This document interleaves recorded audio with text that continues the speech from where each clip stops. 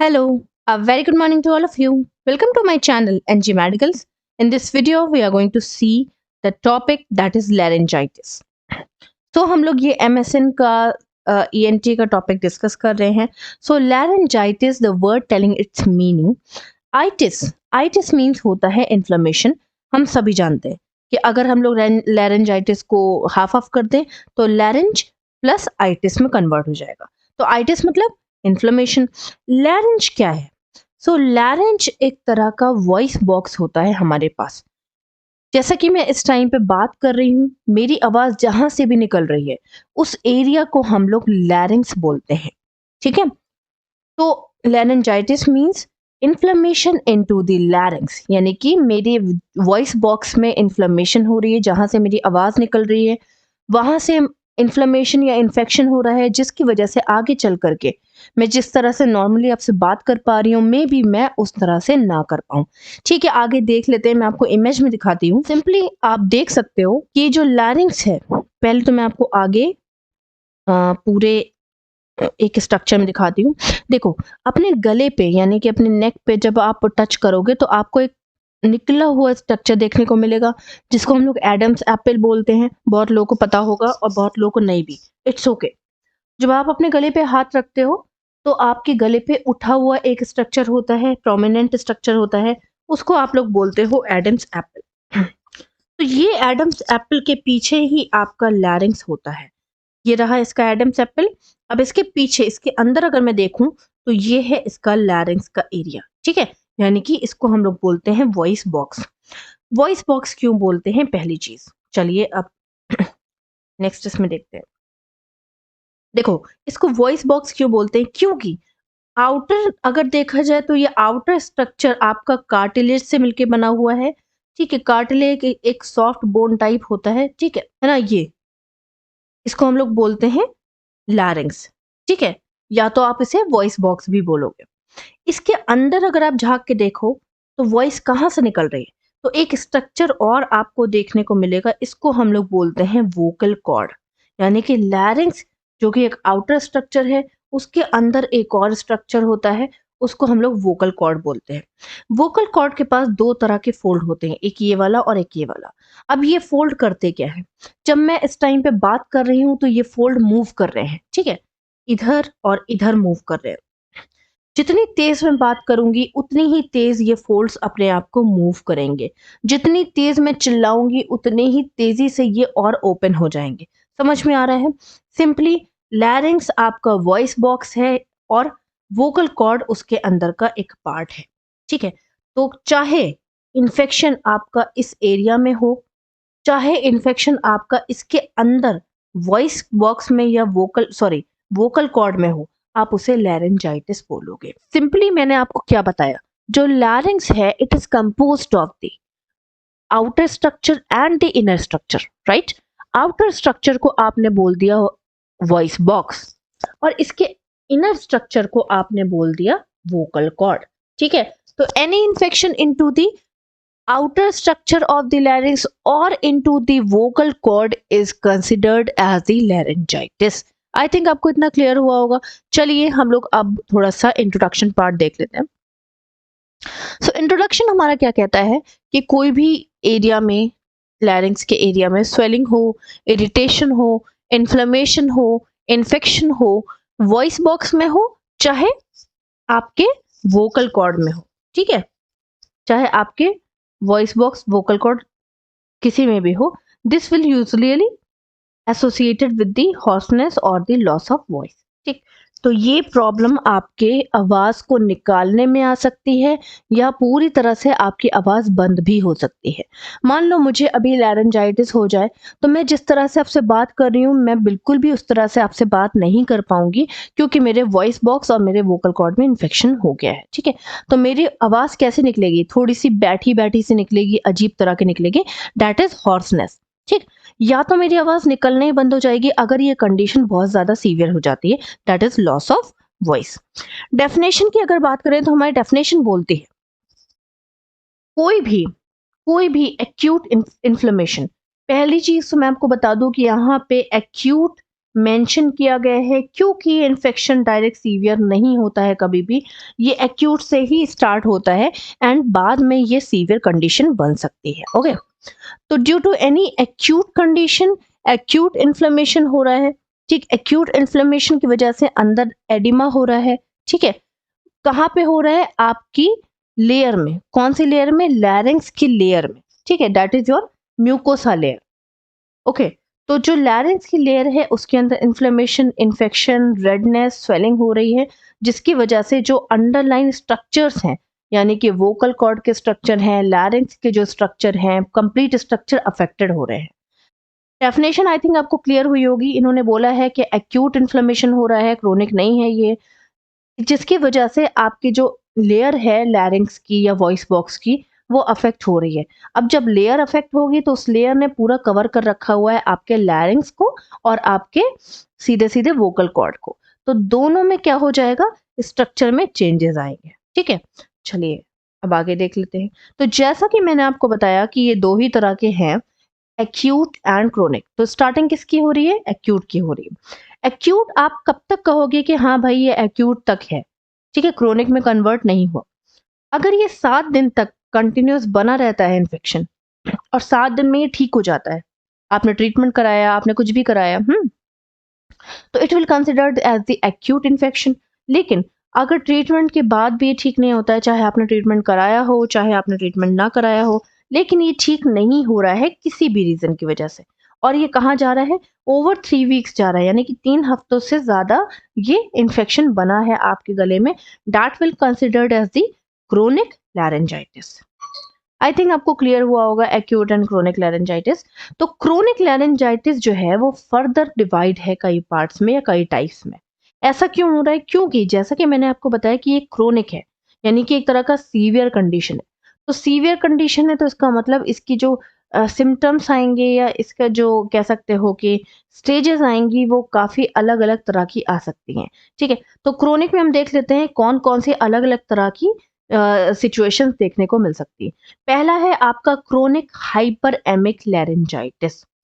देखो, hyper means होता है बहुत ही ज्यादा इंक्रीज्ड, तो इसमें क्या हो रहा है, इंक्रीज, इन्फ्लेमेशन इंक्रीज हो रहा है, लेकिन इसमें हाइपरप्लेजिया नहीं हो रहा है। व्हाट इज हाइपरप्लेजिया, देखो, हाइपरप्लेजिया मतलब होता है increase the number of the cells, यानी कि सेल्स के नंबर्स बढ़ रहे हैं। अगर मैं इन सेल्स के नंबर्स बढ़ा दूं, यहाँ पे भाई हमारी पूरी बॉडी सेल्स से मिलकर बनी हुई है, राइट, अगर मैं यहाँ पे सेल्स के नंबर बढ़ा दूं तो ये क्या हो जाएगा, ये एक एबनॉर्मल ग्रोथ हो जाएगी, राइट, एबनॉर्मल स्ट्रक्चर बन जाएगा, एबनॉर्मल ग्रोथ हो जाएगी, और ये कहीं ना कहीं कैंसर को डिनोट करेगा, क्योंकि कैंसर क्या है, abnormal growth of the cells, right. लेकिन यहाँ पे क्या बताया हुआ है कि यहाँ पे विदाउट हाइपरप्लेसिया हुआ है, कैंसर का चांस नहीं है। Okay, symmetrically involve the inflammation, symmetrically मतलब होता है सेम, यानी कि जो इन्फ्लेमेशन इस एरिया में हुआ उतना ही इन्फ्लेमेशन इस एरिया में हुआ, उतना ही इस एरिया में हो, यानी कि पूरे ऑर्गन में सेम लेवल का इन्फ्लेमेशन है। इस एरिया में एक्स्ट्रा इन्फ्लेमेशन नहीं हुआ है जिसकी वजह से एक्स्ट्रा सेल्स बने हों या कैंसर सेल्स बन गए हों, ऐसा कुछ भी नहीं हुआ। ठीक है, तो आई थिंक आपको क्लियर हुआ होगा क्रोनिक हाइपर एमिक लैरेंजाइटिस। नेक्स्ट आ जाते हैं, देख लेते हैं नेक्स्ट कौन सा हमारा लैरेंजाइटिस का वो है, हाइपरट्रॉफिक क्रोनिक लैरेंजाइटिस। हाइपर, जैसे कि मैंने आपको बताया, हाइपर मींस होता है बहुत ही ज्यादा इंक्रीज्ड, ठीक है, ट्रॉफिक मींस होता है increase the size of the cells, समझ आ रहा है, increase the size of the cells, hypertrophic means increase the size of the cells, ठीक है, क्रोनिक लैरेंजाइटिस। तो ये एक तरह की ऐसी कंडीशन है जिसमें क्या हो रहा है, इन्फेक्शन तो प्रेजेंस है ही, ठीक है, प्रेजेंस ऑफ इन्फेक्शन है, ठीक, और इसकी वजह से परमानेंट टिश्यूज चेंजेस हो रहे हैं। क्यों, क्योंकि मैंने आपको क्या बता दिया, increase the size of the cells, यहाँ पे सेल्स के साइज नॉर्मल से एबनॉर्मल वे में बढ़ जाएंगे, ठीक है, increase the size of the cells. ऐसा क्यों हो रहा है, क्योंकि इनके अंदर क्या हो गया है, मे बी पस फॉर्मेशन हो गया है, मे बी इनके अंदर बहुत ज्यादा स्वेलिंग हो गई है, ठीक है, ये सारी चीजें इनके अंदर हो गई हैं, इसलिए इनके यहाँ का साइज बढ़ गया है, ठीक, that is hypertrophic chronic laryngitis. Next आ जाते हैं एडिमेटस लैरेंजाइटिस। देखो हाइपरट्रॉफिक में साइज बड़ा था, ओके, लेकिन एडिमेटस लैरेंजाइटिस तो बहुत ही अजीब सा दिख रहा है। आप देख सकते हो यहाँ पे इतना ज्यादा एडिमा हो गया है कि आपकी जो वॉइस बॉक्स है उसका जो मूवमेंट है वो रिस्ट्रिक्ट हो जाएगा। इवन आपकी वॉइस बॉक्स इतनी स्वेल हो गई है, ठीक है, या वोकल कॉर्ड इतनी स्वेल हो गई है कि ये ब्लॉकेज करने का काम कर रही है। ठीक, यहाँ पे क्या हो रहा है, इन्फ्लेमेशन हो रहा है म्यूकस सरफेस में, यानी कि आपकी जो मेम्ब्रेन आप देखने को मिल रही है, ठीक, आपकी ये जो झिल्ली देखने को मिल रही है ये आपको ग्लॉसी ग्लॉसी सी आपकी म्यूकस मेम्ब्रेन है, राइट। तो ये म्यूकस मेम्ब्रेन के सरफेस पे क्या हो रहा है, कहीं ना कहीं इन्फेक्शन हो रहा है, और इसके अंदर वाली लेयर में भी क्या हो रहा है, कहीं ना कहीं इन्फ्लेमेशन और इन्फेक्शन हो रहा है, जिसकी वजह से एडिमा बढ़ता चला जा रहा है, यानी कि स्वेलिंग बढ़ती चली जा रही है। तो इससे पहले वाले क्रोनिक में हम लोगों ने देखा कि इन्फेक्शन केवल आपके म्यूकस मेम्ब्रेन में था, लेकिन अब एडिमेटस लेरेंजाइटिस के अंदर आपकी म्यूकस मेम्ब्रेन यानी कि आपकी बाहरी मेम्ब्रेन में और उसके अंदर वाली मेम्ब्रेन में भी कहीं ना कहीं इन्फेक्शन हो गया है। जब इतना ज्यादा इन्फेक्शन फैल जाएगा तो एडिमा तो बहुत ही ज़्यादा इंक्रीज़ हो ही जाएगा, यानी कि स्वेलिंग तो आएगी ही आएगी। तो ये है आपका एडिमेटस लैरेंजाइटिस। नेक्स्ट आ जाते हैं आपका एट्रोफिक लैरेंजाइटिस। एट्रोफिक लैरेंजाइटिस क्या है, यहाँ पे देख लेते हैं। देखो म्यूकस मेम्ब्रेन जो है वो बहुत ज़्यादा थिन होती चली जा रही है, पतली एकदम, उसके अंदर की जो पावर है वो डिक्रीज होती चली जा रही है, ठीक। इन्फ्लेमेशन कंटिन्यूस बना हुआ है, पेशेंट जो है वो ड्राई और कफ फील कर रहा है और साथ ही में पेन बहुत है। तो यहाँ पे छोटे छोटे क्रस्ट बनते चले जाते हैं, ठीक है, हार्ड हार्ड सब्सटेंस बनते चले जाते हैं। ये क्या कर रहे हैं, ये आपके म्यूकस मेम्ब्रेन को यानी कि आपके ये जो वोकल कॉर्ड है इसको ड्राई यानी कि म्यूकस बनने में रोक रहे हैं। समझ में आ रहा है। देखो म्यूकस मेम्ब्रेन का काम क्या है, म्यूकस बनाना। म्यूकस क्या है, एक तरह का गीला पदार्थ है जो आपके अंदर के एरिया को गीला करके रखता है, ड्राइनेस से बचाता है, डिहाइड्रेशन से बचाता है और आपके अदर इन्फेक्शंस को मारने का काम करता है। ये सीवियर कंडीशन है। इसमें जो है आपका जो म्यूकस मेम्ब्रेन है वही अफेक्टेड हो गई है, जिसकी वजह से म्यूकस बन नहीं रहा है और अंदर इतनी ज्यादा ड्राइनेस हो गई है कि पेशेंट को ड्राई कफिंग हो रही है, सूखी खांसी टाइप की आ रही है। नेक्स्ट आ जाते हैं इटियोलॉजी यानी कि कॉजेज। ऐसी कौन कौन सी प्रॉब्लम्स हैं जिसकी वजह से इतनी सीवियर कंडीशन हमारी बनती चली जा रही है, ठीक है। तो inhaled irritant such as chemical fuels या फ्यूम्स, ठीक है, एलर्जेंस या स्मोक। तो आपने हो सकता है कि ऐसा कोई इंसान हो जिसको लैरेंजाइटिस हो गया क्योंकि वो किसी कॉटन फैक्ट्री में काम करता है, या हो सकता है कि किसी डस्ट एरिया में वो काम करता है, इस वजह से वो वही डस्ट एरिया को इनहेल कर रहा है, उसके साथ साथ माइक्रो ऑर्गेनिजम्स भी इनहेल कर रहा है, या केमिकल एरिया में केमिकल फैक्ट्री में काम कर रहा है। तो इन सारी चीज़ों में, या किसी तरह का स्मोक है, सिगरेट स्मोकिंग नहीं, नॉर्मल किसी तरह के स्मोक एरिया में, या आप कह सकते हो कि किसी ऐसी फैक्ट्री में जहाँ पे इंजन्स बनते हों या कोई भी ऐसी चीज़, स्मोक का प्रेज़ेंस हो, इन सब की वज़ह से क्या हो रहा है कि वो वही इन्फेक्टेड एयर अपने अंदर इनहेल कर रहा है और इनहेल करने की वज़ह से वहाँ पे इन्फेक्शन हो रहा है। नेक्स्ट आ जाते हैं क्रोनिक साइनोसाइटिस। साइनोसाइटिस मीन्स होता है इन्फ्लेमेशन इनटू द साइनसेस। ये मैं आपको पहले ही पढ़ा चुकी हूँ कि साइनसेस हमारे फेस के अंदर कुछ खाली जगह होती हैं, ठीक है, जैसे हमारी आंख के ऊपर खाली जगह होती है, ठीक है, हमारे आईब्रोज के ऊपर थोड़ी खाली जगह होती है अंदर, हमारे नोज के अंदर खाली जगह होती है, हमारी आईज की दोनों कॉर्नर में खाली जगह होती है, हमारा जो माउथ है उसके ऊपर वाले एरिया में, मैक्सिला एरिया में खाली जगह होती है, ठीक। तो इन खाली जगहों का काम क्या है कि ये अंदर के बैलेंस को मेंटेन करके रखते हैं, अंदर ह्यूमिडिटी मेंटेन करके रखते हैं, हल्का हल्का गीलापन भी रखते हैं ताकि आपके अंदर का बैलेंस मेंटेन रहे और अंदर इन्फेक्शन इन्फ्लेमेशन के चांसेस ना हो ड्राइनेस की वजह से, ठीक। मान लो साइनोसाइटिस का मतलब ये है कि ये खाली जगह में अगर इन्फेक्शन हो गया तो ये इन्फेक्शन आपका माउथ के अंदर भी जा सकता है, नोज से आपका लैरिंक्स के अंदर भी जा सकता है। इसके अलावा एक्सेसिव अल्कोहल यूज, बहुत ज्यादा अल्कोहल पीने वाले लोग बहुत ज्यादा शराब वगैरह पीते हैं, उसकी वजह से क्या प्रॉब्लम आ रही है। देखो अल्कोहल वगैरह में कैंसरोजेंस होते हैं, यानी कि कैंसर्स को कॉज करने की बहुत ज्यादा पावर होती है। तो क्या कर रहे हैं ये जहां जहां टच हो रहे हैं वहां वहां इन्फेक्शन इन्फ्लेमेशन और कैंसर करने का एक तरह का कॉज कर रहे हैं। नेक्स्ट आ जाते हैं सिंगर्स और चीयर लीडर्स। देखो सिंगर्स और चीयर लीडर्स का काम क्या है, ऑल द टाइम अपने गले पे वो प्रेशर देते रहते हैं, ऑल द टाइम वो गाना गाते रहते हैं, प्रैक्टिस करते रहते हैं। चीयर लीडर्स बहुत ज्यादा चिल्ला चिल्ला करके चीयर अप करते हैं। चीयर लीडर्स जानते हो ना, तो चीयर लीडर्स क्या करते हैं, किसी को चीयर अप कर रहे होते हैं चिल्ला चिल्ला के, ठीक। तो इनका काम क्या है कि हमेशा अपने गले को ये लोग यूज करते रहते हैं।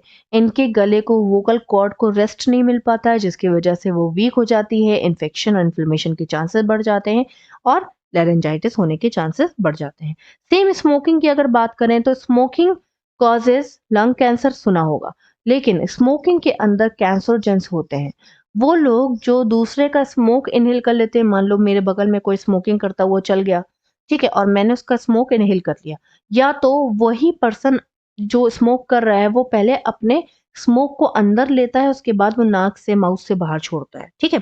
तो ऐसे लोगों को क्या हो रहा है, लेरेंजाइटिस के चांसेस बढ़ रहे हैं।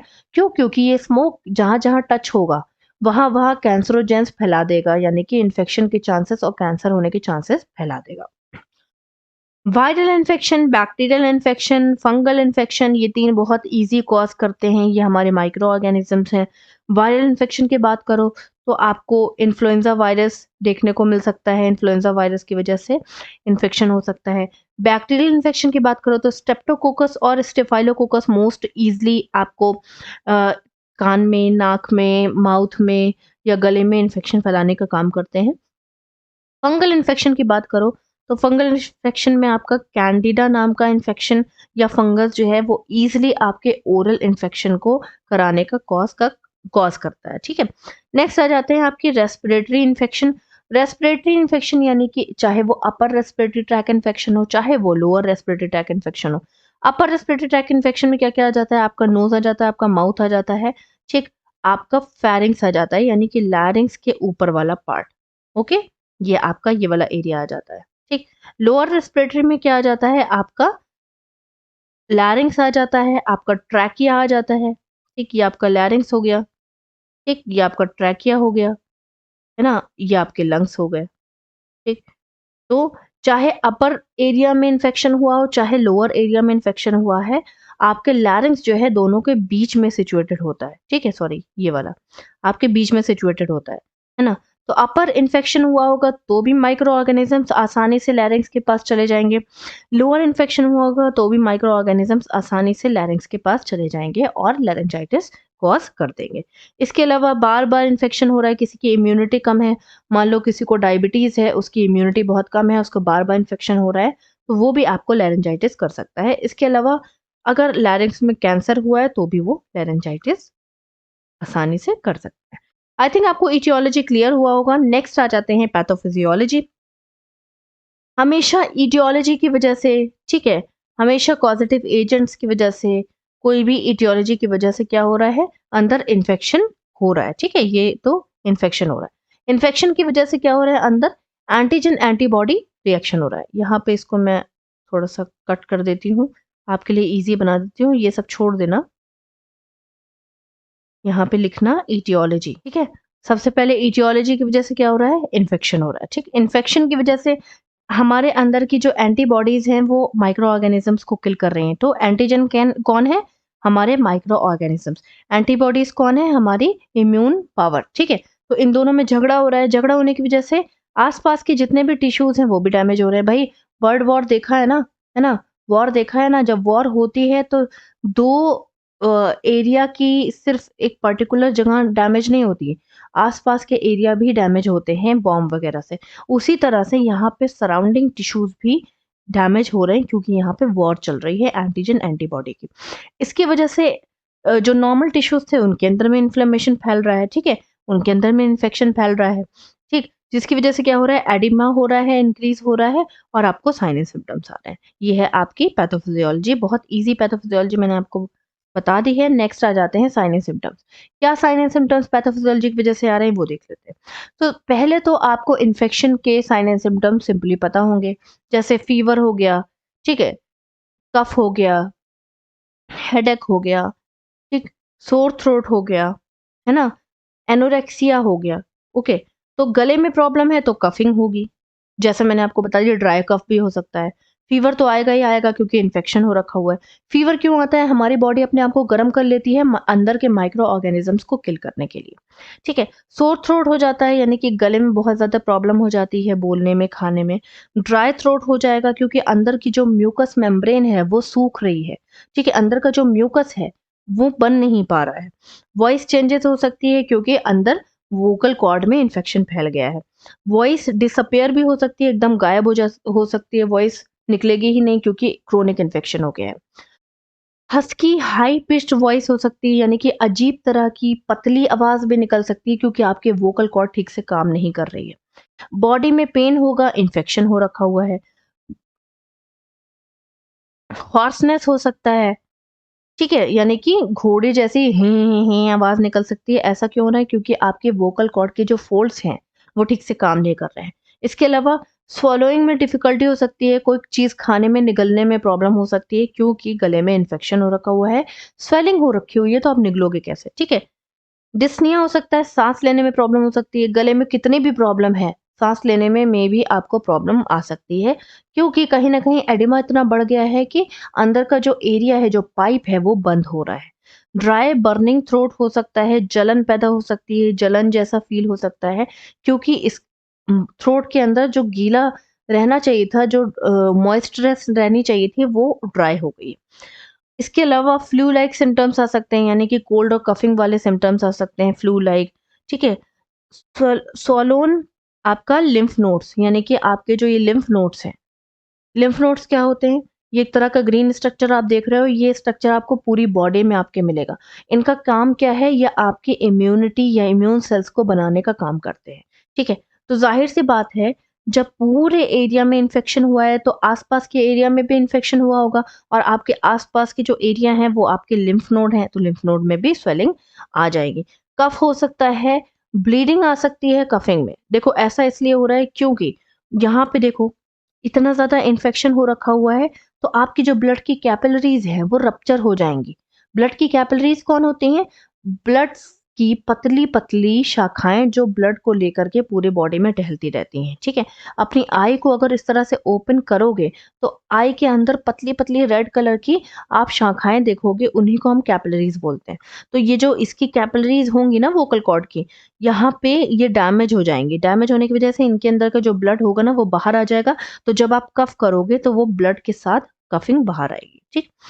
प्रोडक्शन ऑफ सलाइवा इंक्रीज़ भी हो सकता है या डिक्रीज़ भी हो सकता है।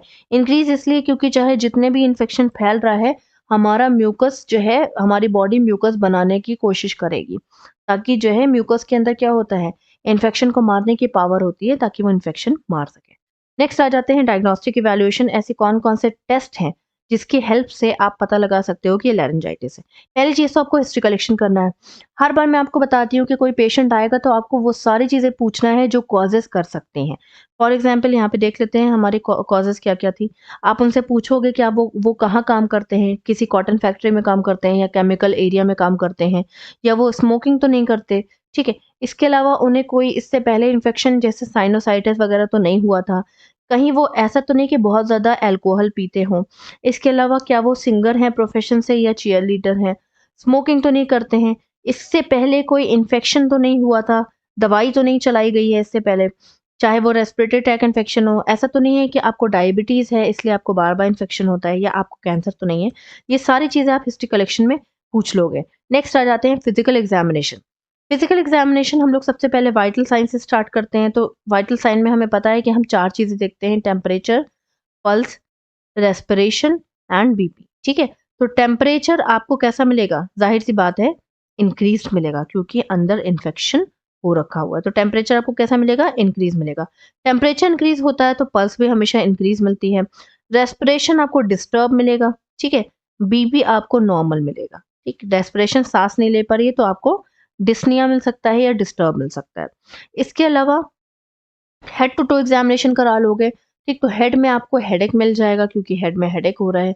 इसके अलावा फेस में आपको स्वेलिंग मिल सकती है क्योंकि अगर क्रोनिक इन्फेक्शन हुआ है तो गले के साथ-साथ कानों के आसपास और फेस में भी स्वेलिंग देखने को मिल सकती है। इसके अलावा आपको थ्रोट में पेन देखने को मिल सकता है, रेडनेस देखने को मिल सकती है, स्वेलिंग देखने को मिल सकती है, ईयर में पेन देखने को मिल सकता है ना?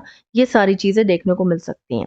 देन बॉडी में आपको वीकनेस देखने को मिल सकती है क्योंकि वो खा पी नहीं पा रहा है। फेस में आपको एंग्ज़ायटी, एनोरेक्सिया एंग्ज़ायटी देखने को मिल सकती है। ये सारी चीज़ें आपको देखने को मिलेंगी। इसके अलावा लैरिंजोस्कोपी करा लोगे, ये एक तरह का स्कोपी मतलब होता है विज़ुअलाइज़ेशन, ठीक है? ये एक तरह का विज़ुअलाइज़ेशन है, यहाँ पे देखो लैरिंजोस्कोपी यूज़ किया गया है। एक पाइप लाइक स्ट्रक्चर होता है, इसको हम लोग लैरिंजोस्कोप बोलते हैं। इसके अंदर कैमरा लगा होता है, ठीक? इसमें क्या है कि मॉनिटरिंग की जाती है और इस मॉनिटर पे साफ-साफ आपके वोकल कॉर्ड देखने को मिलती है। ये देखो आपकी वोकल कॉर्ड है। अब क्लियर इमेज देखने को मिलेगी कि कहाँ पे इन्फेक्शन हुआ है, किस एरिया में इन्फ्लेमेशन या स्वेलिंग आ चुकी है, ठीक है? इसके अलावा हम बायोप्सी ज़रूर कराएँगे क्योंकि मैंने आपको पहले ही बता दिया कि ये कैंसरस भी बन सकता है।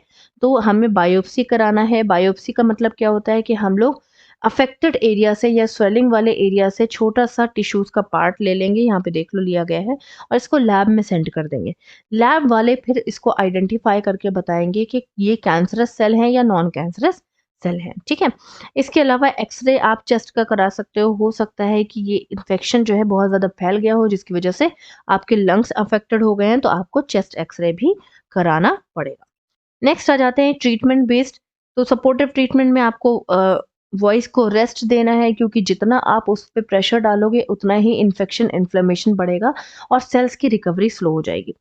स्टीम इन्हेलेशन ले सकते हो, गरम स्टीम, हल्की वार्म स्टीम से पेन कम हो जाएगा इसलिए। कफिंग सप्रेसेंट ले सकते हो जैसे कि विक्स वगैरह आप खा सकते हो जिससे कि कफ आपका थोड़ा-सा कम हो जाएगा। स्मोकिंग को बिल्कुल अवॉइड करना है, ठीक है? कोल्ड क्लाइमेट से बचना है। फ्लूइड इनटेक ज़्यादा से ज़्यादा करते रहना है क्योंकि अंदर ड्राइनेस बढ़ती चली जा रही है, तो आपको ज़्यादा से ज़्यादा फ्लूइड इनटेक करना है। नेक्स्ट आ जाते हैं ड्रग थेरेपी की। अगर हम बात करें तो anti fungal drug, antibiotic, antiviral drugs आप ले सकते हो। एंटी फंगल में आपका फ्लूकोनाज़ोल आ जाता है, ये एक तरह की टैबलेट है जो कि हम लोग first day, third day and fifth day odd days में लेते हैं और ये बहुत जल्दी फंगल इन्फेक्शन को डिक्रीज करती है। एसाइक्लोवियर नाम की ये एक एंटीवायरल ड्रग होती है जो कि वायरस के डायरेक्ट ग्रोथ एंड डेवलपमेंट में अटैक करती है। इसके अलावा अगर बैक्टीरियल इन्फेक्शन हुआ है तो आप एजिथ्रोमाइसिन ले सकते हो, एरिथ्रोमाइसिन या एजिथ्रोमाइसिन भी ले सकते हो। इन दोनों का काम क्या है कि ये मेनली बैक्टीरिया के प्रोटीन को डिक्रीज करते हैं, ठीक है, और उनके इफेक्ट को कम करते हैं। इसके अलावा स्टेरॉइड थेरेपी आप ले सकते हो यानी कि एंटी इन्फ्लेमेटरी थेरेपी ले सकते हो। फॉर एग्जांपल प्रीडिनाइसोलोन या प्रीडिनाइसोन नाम की टैबलेट्स आती हैं, यहाँ पे आप देख सकते हो। इनके अंदर जो है पैरासिटामोल भी मिक्स होती है, ये फीवर को भी डिक्रीज करता है, साथ ही साथ ये अंदर के इन्फ्लेमेशन को भी डिक्रीज करने का काम करता है। नेक्स्ट आ जाते हैं डेक्सामेथासोन भी आप ले सकते हो। ये सारे आपके कॉर्टिकोस्टेरॉइड्स हैं इन्फ्लेमेशन को कम करने के लिए। एनाल्जेसिक्स लेना बहुत ज़रूरी है क्योंकि इतना ज़्यादा पेन होगा गले में क्योंकि वो स्वॉलो नहीं कर पा रहा है, कुछ खा नहीं पा रहा है, पेन हो रहा है कंटिन्यूअस, तो उसके लिए एनाल्जेसिक्स ले सकते हो। एग्जाम्पल एसिटामिनोफेन या इब्यूप्रोफेन आप ले सकते हो। कफ सप्रेसेंट आप ले सकते हो, गार्गल कर सकते हो, गलाला कर सकते हो, विक्स वगैरह खा सकते हो। नेक्स्ट आ जाते हैं नर्सिंग मैनेजमेंट में। तो सबसे पहले वाइटल साइन पे ज़्यादा फोकस करना है क्योंकि वाइटल साइन हमारी जनरल कंडीशन को बताता है कि हमारी जनरली इस टाइम पे कंडीशन कैसी है। स्मोकिंग को स्टॉप करना है, पेशेंट पे आई ऑन पेशेंट रखना है, पेशेंट को ध्यान रखना है क्योंकि अगर वो स्मोकर है तो वो कहीं ना कहीं सिगरेट पीना ट्राई करेगा, ठीक है। बेड रेस्ट करवाना है क्योंकि रेस्ट करने से हमारी जो बॉडी के सेल्स होते हैं वो जल्दी रिकवर होते हैं। इसके अलावा वॉइस को भी रेस्ट करना है, पेशेंट को बोलना है कि कम बात करेंगे जिससे कि उनके वोकल कॉर्ड को थोड़ा-सा रेस्ट मिल जाए। अल्कोहल एकदम अवॉइड करना है, पेशेंट पे ध्यान रखना है कि वो इधर-उधर जाकर के अल्कोहल ना पी ले, ठीक है। टाइम पे मेडिकेशन देनी है पेशेंट को, मेडिकेशन स्किप करेंगे तो इन्फ्लेमेशन, इन्फेक्शन ठीक से कम नहीं होगा। प्लेंटी ऑफ वाटर लेना है, एटलीस्ट 3 लीटर पर डे पानी पीना है, जिससे कि पेशेंट की ड्राइनेस और पेशेंट की डिहाइड्रेशन कम हो। डाइट प्लान करके रखना है क्योंकि वो खाना नहीं खा पा रहा है तो आप उसे लिक्विड डाइट या सेमी सॉलिड डाइट दे सकते हो। दलिया, दाल का पानी वगैरह आप दे सकते हो। हेल्थ एजुकेशन प्रोवाइड करनी है regarding the disease condition, regarding the treatment, ठीक है। उनको बताना है कि वो ठीक हो जाएंगे जल्द से जल्द, उनको परेशान होने की जरूरत नहीं है।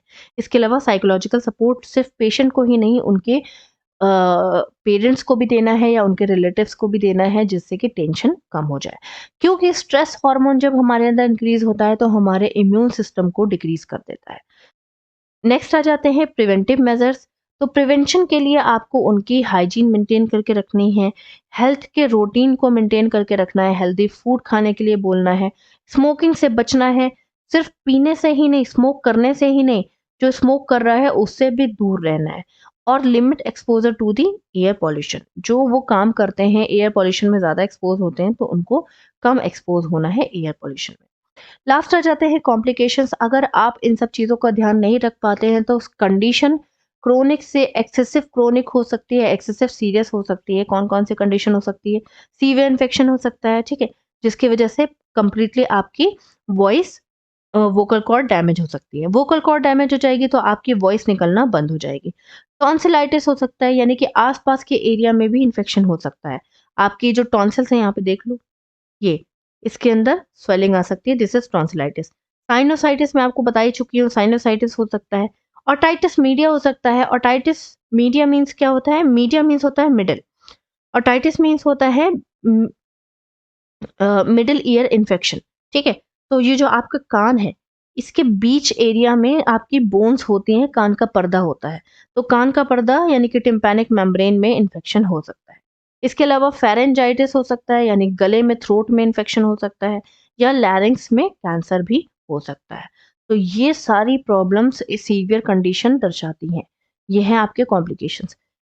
आई थिंक आपको पूरा टॉपिक क्लियर हुआ होगा। If you are having any doubt please ask me in a comment box. Till then bye bye, take care, have a nice day.